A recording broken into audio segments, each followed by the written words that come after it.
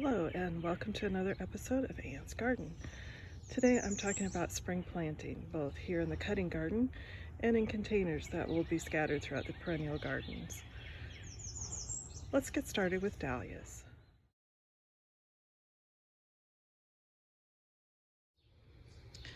Okay, first step is to prepare the bed. I'm going to plant the dahlias here along the fence where they get lots of sun. Dahlias like sun and heat, so this should be a good spot for them. I'm going to weed the bed and then rake it so that it's nice and smooth and ready for planting. Okay, got the flower bed prepared, and now I'm going to show you my secret weapon against weeds, or at least what gives me a fighting chance with the weeds, and that is landscape fabric. You can see I have a piece laid out already. It is up close. It's black on one side, brown on the other. This is water permeable. It lasts several years. I've used them over and over. You can buy them at garden centers or online garden supplies. So I'm just going to lay it over the bed, and then I'm going to take a pair of scissors and cut holes wherever I want to add dahlias or other plants.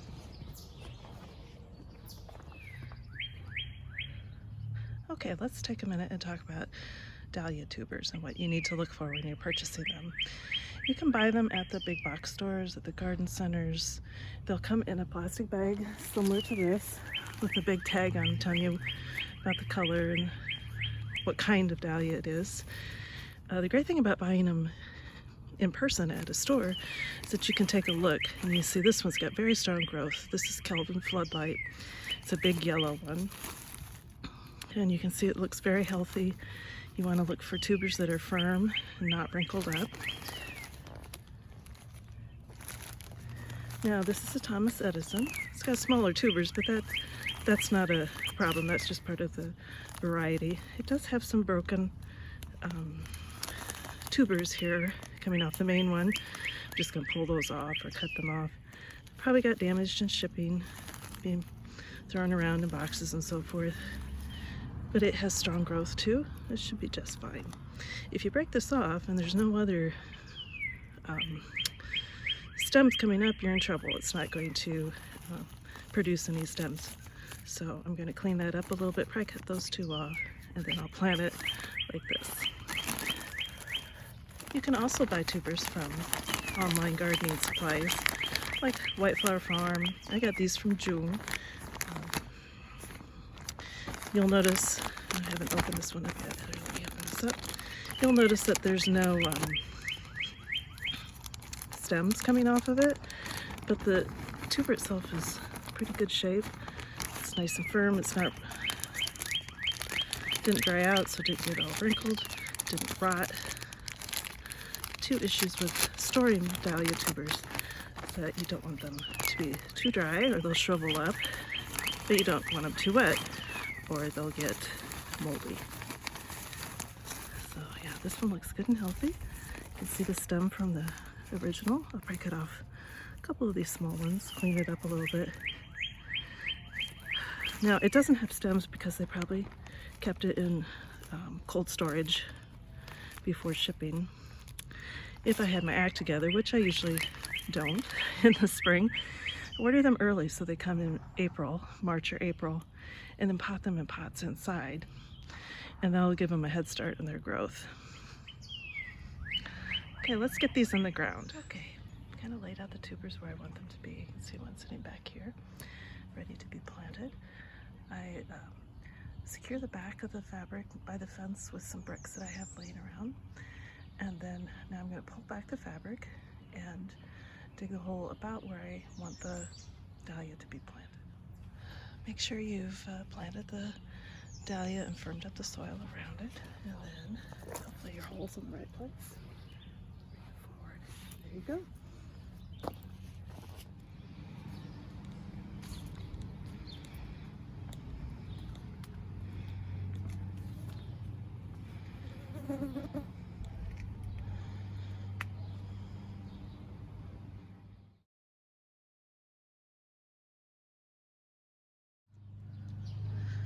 Okay, let's plant a container. obviously you'll need your container. This is one I used last year, so it's already pretty full of soil. I've gone through it and pulled out last year's roots or anything that was left from last year, although I had cleaned it up quite a bit last fall. I'm going to add some fresh soil. It's not a bad idea every 2 or 3 years to empty out your pots and add all fresh soil. You notice a big difference in how well your plants do. I also have some container soil. Never use garden soil or topsoil in your pots. It just doesn't work. It's too heavy and it'll turn into a brick and your plants won't do well at all. I also have what I'm going to plant, which are Calabrochia Neo Pink. Add a nice bright color throughout the summer. And of course you have some water. You always need to water anything that you transplant. And I have my secret weapon, a pile of small rocks here. And that is how I keep ahead of, or at least even with, the squirrels and chipmunks that live around here. So let's get started. It's pretty simple, straightforward, just takes a few minutes. Okay, add some fresh soil.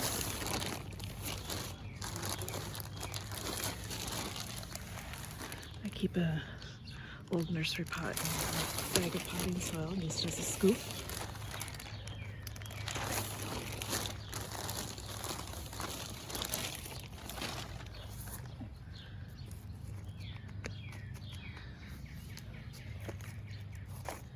These are the plants I'm going to add. Don't throw your pots in the trash. These are recyclable, so put them in your recycle bin. Now you notice it's not badly root bound, but it is starting to get root bound. Always loosen that up. Otherwise the roots will keep going around and around in a circle. You want them to spread out.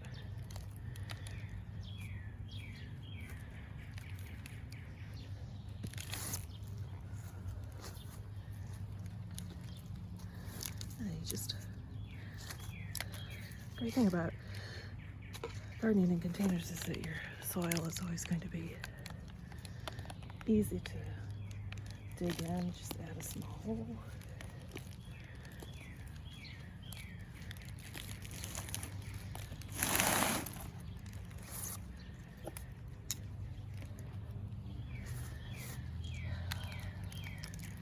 Now this is a pretty big pot, and I could have added more, but these guys are going to fill in the space real nicely and pretty quickly. The trouble with over planting is that then the roots get root bound, they don't take up water as well, and by the midsummer when it's hot and miserable, they're not doing as well as they could be.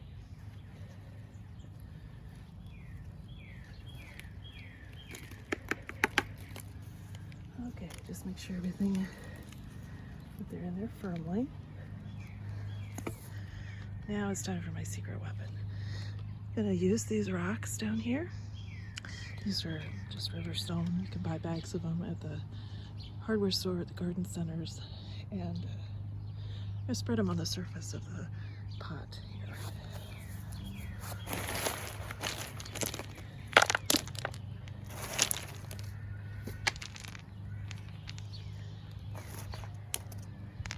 I don't know about you, but I have a lot of squirrels and chipmunks in my neighborhood. And they love to dig fresh soil. And they're not polite about it. But they're kind of frantic about it. And they'll often dig out the plant too, leaving a mess and sad plants. So just add a layer of these rocks. Now, pretty soon you won't even know there's rocks in there, because the plants will grow and fill in.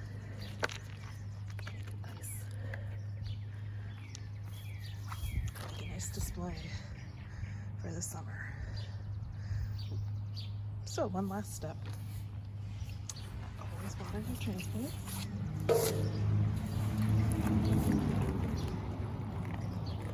Roots into the garden, in a container.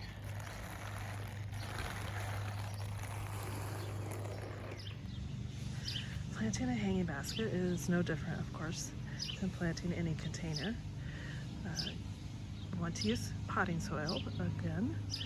Of course, you can buy beautiful hanging baskets at the garden stores, but you'll save a little bit of money if you plant them yourself, and of course you can pick the colors and flowers that you want exactly. Of course, they're not going to be as full as quickly as the store-bought ones, so 6 of one, half dozen of another.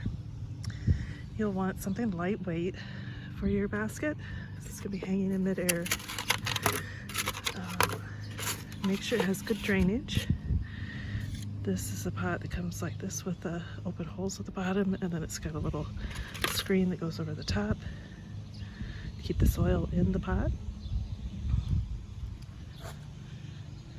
And then just like the other containers, pop out my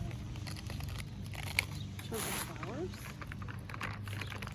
Snug the soil around the pot a little bit.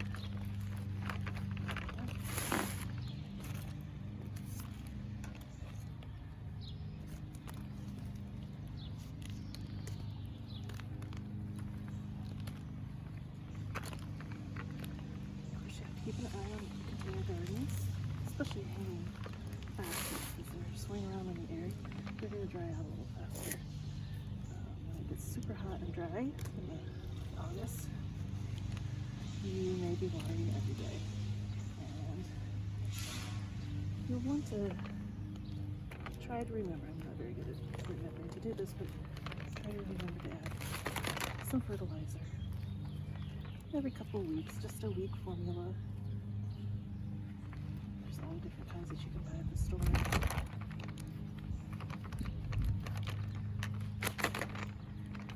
And of course, last step always is to water them in.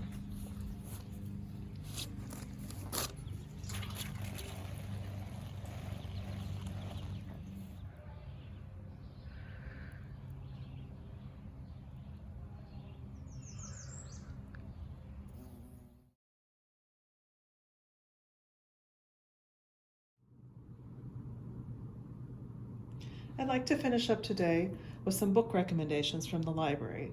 The first one I have here is The Vegetable Gardener's Container Bible by Edward Smith. He shows you that the lack of space is not going to prevent you from growing vegetables. And he really pushes the envelope of what you could grow in containers. Things like corn, celery, Brussels sprouts. He has lots of great tips on maximizing your space, getting a good start, and keeping that harvest coming. Next up, I have Floret Farm's Cut Flower Garden by Erin Benziken. I still can't pronounce her name. I talked about her second book in last episode. This is her first book. She really concentrates on what you can grow in your cut flower garden. She does grow on a larger scale than most of us, but she writes for the layperson. She understands trying to grow as much as possible in a small space, and she has a lot of great recommendations and tips. She recommends a lot of varieties that work best for cut gardens, and she gives you a lot of ideas on how to create bouquets with those beautiful cut flowers from your garden. And last of all, I have Mastering the Art of Vegetable Gardening by Mattis. This is a gorgeous book. It's just fun to look at the pages and see these beautiful photos. You'll never look at vegetables quite the same way when you see some of these pictures. Again, a huge number of great tips, lots of ideas for what you can grow in your own backyard. He talks a lot about heirloom vegetables. Those are tried and true that you don't always find in the grocery store, but they may have a unique flavor. Tomatoes are a fine example, potatoes also. You'll find lots of great ideas in this. So I'll put the information about each of these books in the notes below.